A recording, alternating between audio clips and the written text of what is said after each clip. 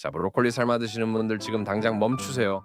여러분이 지금까지 브로콜리를 먹어온 방법이 완전히 잘못되었다면 어떻게 하시겠어요?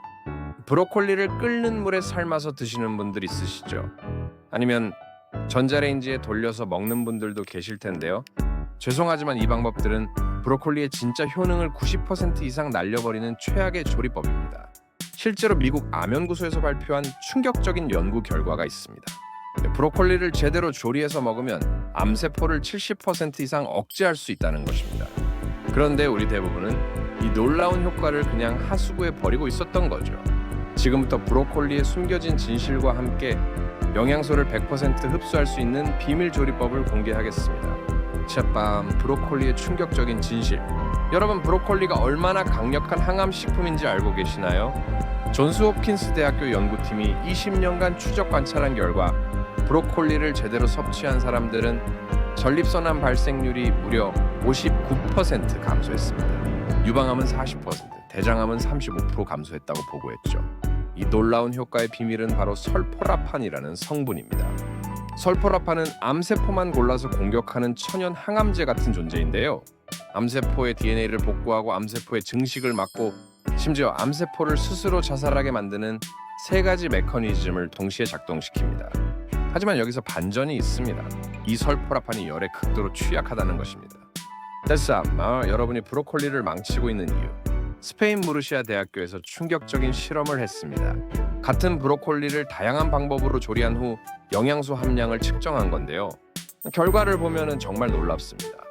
끓는 물에 5분간 삶은 브로콜리는 설포라판 함량이 94% 파괴되었습니다.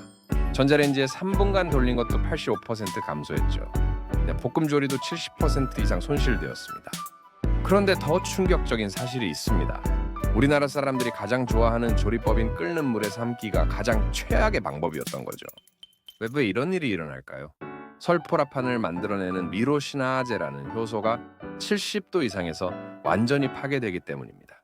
게다가 물에 삶으면 수용성 비타민들까지 모두 물에 녹아서 버려지죠. 그럼 도대체 어떻게 먹어야 할까요? 다음, 브로콜리 영양소 100% 흡수하는 비밀 조리법. 지금부터 알려드리는 방법들을 따라하시면 브로콜리의 항암 효과를 100% 얻을 수 있습니다. 소렉스 1단계 생으로 먹기의 비밀. 첫 번째 방법은 생으로 먹는 것입니다. 하지만 그냥 생으로 먹으면 안 되고요. 이 방법을 써야 합니다. 브로콜리를 작게 잘라서 실온에 정확히 20분 동안 둡니다. 이 시간 동안 미로시나아제 효소가 활성화되어 설포라판이 최대한 생성되는 거죠. 그 다음에 드시면 됩니다. 생으로 먹기 힘들다면 올리브 오일과 마늘, 소금을 넣어서 샐러드로 드시면 됩니다. 마늘의 알리신 성분이 설포라판의 흡수를 더욱 높여줍니다. 저희는 2단계 스팀 조리법. 두 번째는 스팀 조리법입니다. 일반 찜기나 전자레인지용 스팀 용기를 사용하세요. 중요한 건 온도입니다. 50도에서 65도 사이에서 3분에서 4분만 쪄야 합니다. 일반 찜기라면 물이 끓기 시작할 때 브로콜리를 넣고 정확히 3분 후에 빼내세요. 이 방법으로 조리하면 설포라판은 80% 이상 보존되면서 먹기도 편합니다. 락셔 3단계 냉동 브로콜리 활용법. 냉동 브로콜리도 제대로 활용하면 생 브로콜리만큼 좋습니다.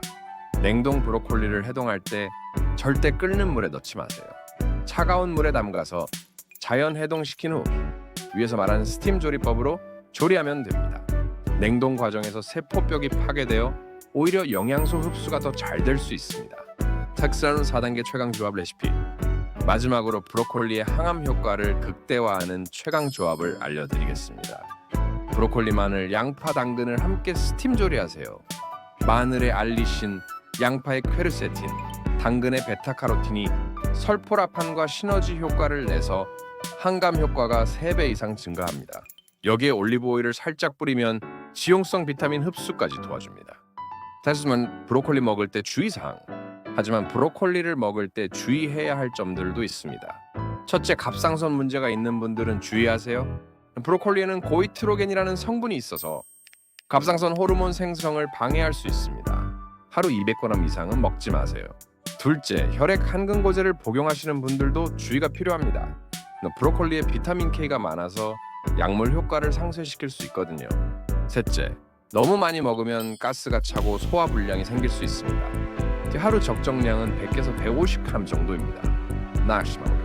정리하면 브로콜리는 정말 강력한 항암 식품입니다. 하지만 조리법을 잘못하면 이 모든 효과가 사라집니다. 끓는 물에 삶는 것은 절대 금지.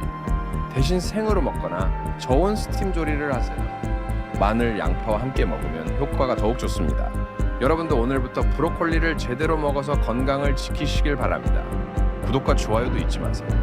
다음 영상에서는 다른 슈퍼푸드의 비밀을 공개하겠습니다.